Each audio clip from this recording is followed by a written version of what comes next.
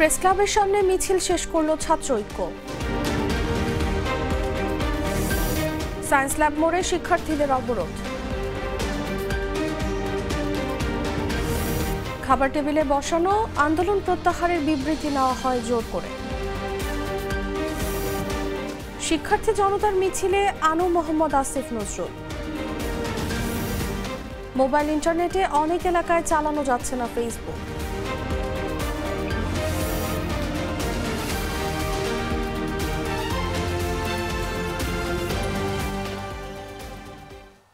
এতক্ষণ শুনছিলেন সংবাদ শিরোনাম। সন্ধ্যা ৭টা নিউজে সবাইকে আমন্ত্রণ জানাচ্ছি, সাথে আছি আমি তাসলিমা তিথি।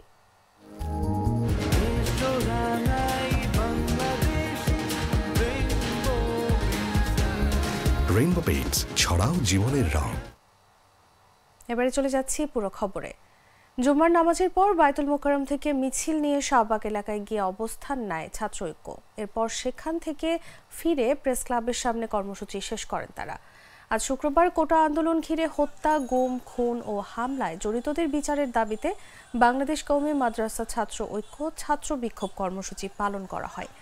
মিছিল নিয়ে বিক্ষোভকারীরা ঢাকা বিশ্ববিদ্যালয়ের টিএসসিতে যেতে চাইলে পুলিশ তাদের শাহবাগ মোড়ে বাধা দেয়। এরপর শাহবাগে কিছুক্ষণ অবস্থান নেন তারা। এরপর প্রেস ক্লাব পর্যন্ত গিয়ে মিছিল শেষ করে। এর আগে জুমার নামাজ শেষে বায়তুল মোকাররমের উত্তর গেট থেকে ছাত্র ঐক্যের মিছিলটি শুরু হয়। প্রায় ১ ঘন্টা এই মিছিল বিভিন্ন এলাকা প্রদর্শন করে।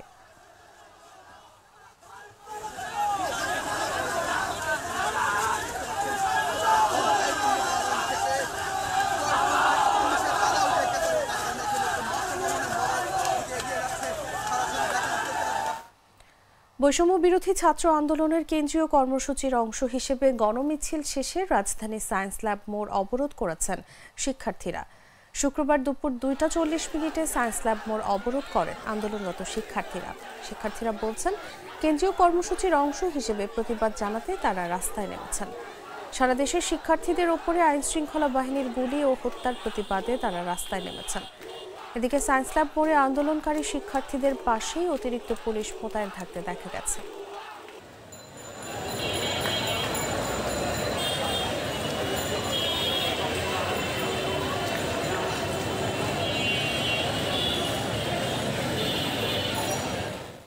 বৈষম্য বিরোধী ছাত্র আন্দোলনের 6 সমন্বয়ককে ডিবি হেফাজতে জোরপূর্বক খাবার টেবিলে বসিয়ে ভিডিও করা এবং আন্দোলন প্রত্যাহারের স্টেটমেন্ট নেওয়া হয়েছে বলে দাবি করেছেন 6 সমন্বয়ক।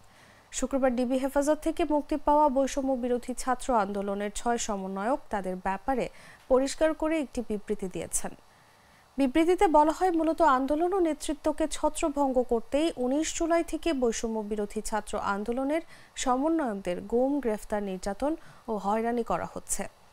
এর ধারাবাহিকতায় নিরাপত্তার নামে 6 সমন্বয়ককে 7 দিন ধরে ডিবি হেফাজতে জোরপূর্বক আটকে রাখা হয়।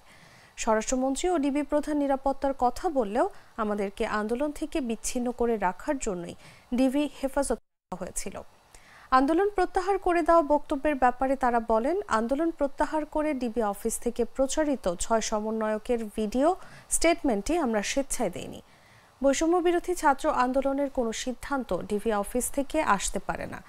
সারা দেশের সকল সমন্বয়ক ও আন্দোলনকারী শিক্ষার্থীদের অংশগ্রহণ ব্যতীত কোনো সিদ্ধান্ত চূড়ান্ত বলে গৃহীত হবে না। ডিবি অফিসে আমাদের জোর করে খাবার টেবিলে বসিয়ে ভিডিও করা হয়।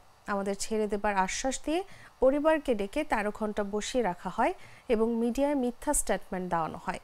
আমাদের শিক্ষকরা দেখা করতে আসলে দেখা করতে দেওয়া হয়নি।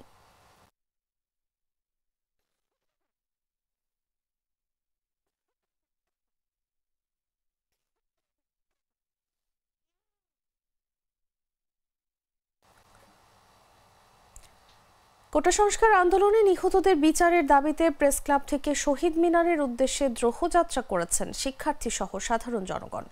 এই মিছিলে যোগ দিয়েছেন ঢাকা বিশ্ববিদ্যালয়ের শিক্ষক আসিফ নজরুল, জাহাঙ্গীরনগর বিশ্ববিদ্যালয়ের অবসরপ্রাপ্ত অধ্যাপক আনু মোহাম্মদ সহ বিভিন্ন বিশ্ববিদ্যালয়ের শিক্ষকরা।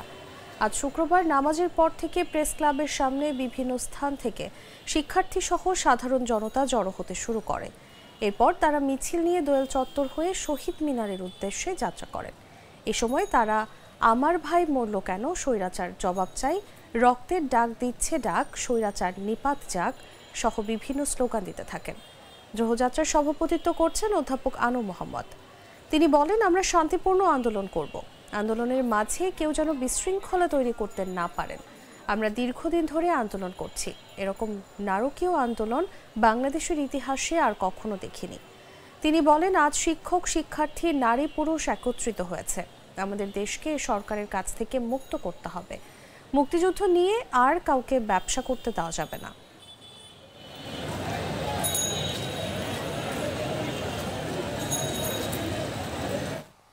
কোটা সংস্কার আন্দোলনের নামে রাজধানীতে ভাঙচুর, সরকারি কাজে বাধা, চুরি, অগ্নিসংযোগ, হত্যাসহ বিভিন্ন অপরাধে ২৭৪টি মামলা দায়ের করা হয়েছে। এসব মামলায় ১৭ জুলাই থেকে ১ আগস্ট ১৫ দিনে ৩,০১১ জনকে কারাগারে পাঠানো হয়। গত ২৩ জুলাই একই দিনে সর্বোচ্চ ৫১৬ জনকে কারাগারে পাঠানো হয়। ঢাকা মহানগর পুলিশের প্রসিকিউশন বিভাগের তথ্য অনুসারে গত ১৭ জুলাই থেকে কোটা সংস্কারের আন্দোলনের নামে রাজধানীতে ভাঙচুর, সরকারি কাজে বাধা, অগ্নিসংযোগ, হত্যাসহ বিভিন্ন অপরাধের আসামিদের আদালতের নির্দেশে কারাগারে পাঠানো শুরু হয়।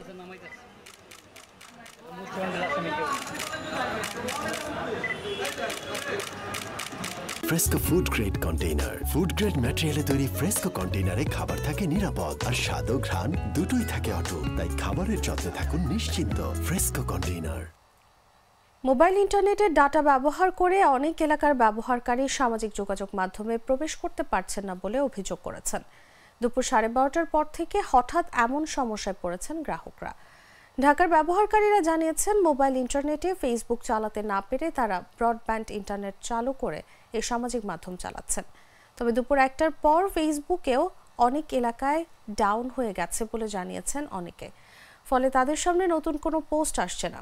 তবে মোবাইল অপারেটর কোম্পানিগুলো এবং বাংলাদেশ টেলিযোগাযোগ নিয়ন্ত্রণ কমিশনের কর্মকর্তারা এ বিষয়ে গণমাধ্যমে কথা বলতে রাজি নন। নাম প্রকাশ না করার শর্তে একটি অপারেটর প্রতিষ্ঠানের একজন ঊর্ধ্বতন কর্মকর্তা জানান, ঢাকার কিছু এলাকায় দুপুর থেকে বিশেষ ব্যবস্থা নেওয়া হয়েছে। এটা বিটিআরসির নির্দেশনা মেনে করেছে অপারেটররা। তার জানা মতে সব অপারেটরকে একই নির্দেশনা দেওয়া হয়েছে।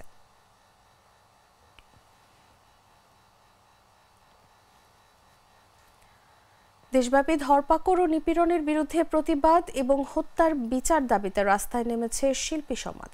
কোটা সংস্কার আন্দোলন দমনের নামে সংঘটিত সব হত্যাকাণ্ডের নিরপেক্ষ, গ্রহণযোগ্য তদন্ত ও বিচার বাস্তবায়নের দাবি জানিয়েছে তারা। দুপুরে রাজধানীর ধানমন্ডির ৭ মসজিদ রোড আবাহনী মাঠের পাশে নিপীড়ন বিরোধী শিল্পী সমাজের ব্যানারে এই প্রতিবাদ সমাবেশ অনুষ্ঠিত হয়েছে। সমাবেশে দৃশ্যশিল্পী, আলোকচিত্রশিল্পী, পারফরমেন্স শিল্পী, সঙ্গীত শিল্পী, কবি, লেখক, গবেষক, স্থপতি এবং শিল্পী সংগঠকরা উপস্থিত ছিলেন।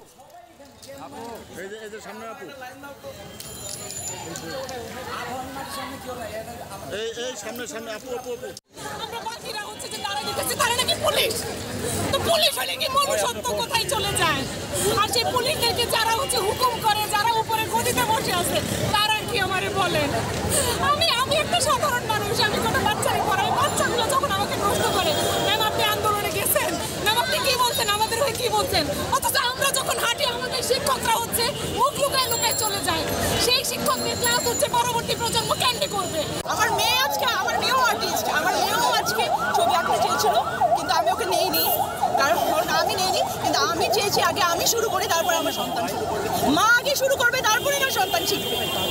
আচ্ছা, এই যে আপনাদের কর্মসূচি আসলে কতদিন আপনারা এভাবে চালিয়ে যাবেন?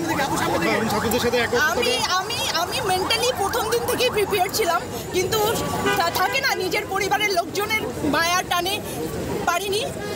মনে মনে প্রতিবাদী সবসময়ই ছিলাম। আজকে বাচ্চাদের কাছে বারবার সবার কাছে বলছি, আমি বাচ্চাদের কাছে ক্ষমা চাইছি। আমরা তাদেরকে বুঝিনি, আমরা তাদেরকে ভুল বুঝেছি। আমরা ভেবেছি তারা আত্মকেন্দ্রিক, তারা সেই মোবাইল নিয়ে থাকে। না, it's a different generation, it's a completely different generation. এবং এই বাচ্চারা আমাদেরকে দেখিয়ে দিয়েছে তারা কি এত অনায়াসে মৃত্যুর সামনে দাঁড়িয়ে গেল, এত অনায়াসে এত কঠিন কথাগুলো মুখে নিয়ে চলে আসলো। শুধু বললো না, করলো, শুধু করলো না, জীবন ত্যাগ করলো। এর চাইতে বড় আর কি হতে পারে? আপনারা বলেন। আমাদের বাচ্চারা আবার প্রমাণ করে দেবে। 52 কথা বলছেন, আমি 71 দেখেছি, আজকে দেখছি এই একই ঐতিহ্য।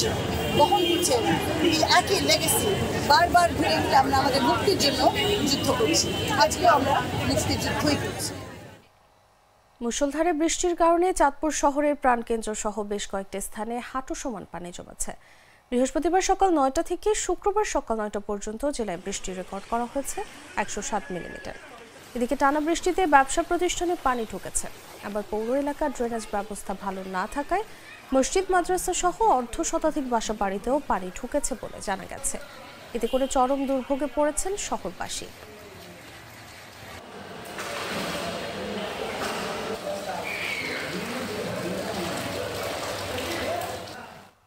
জানাবো আন্তর্জাতিক সংবাদ।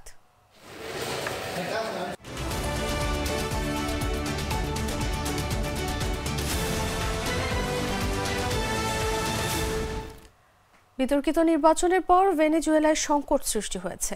এবার মাদুরোর প্রতিদ্বন্দ্বী প্রার্থী ও বিরোধী নেতা এডমুন্ডো গঞ্জালেজকে বিজয়ী বলে স্বীকৃতি দিল যুক্তরাষ্ট্র।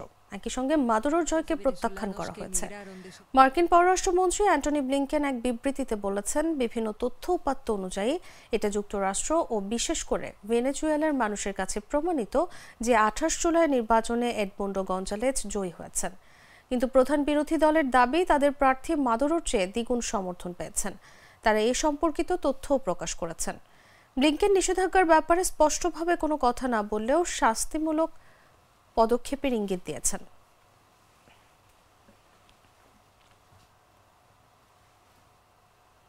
দর্শক, এই ছিল এখনকার মতো। ধন্যবাদ এতক্ষণ সাথে থাকার জন্য।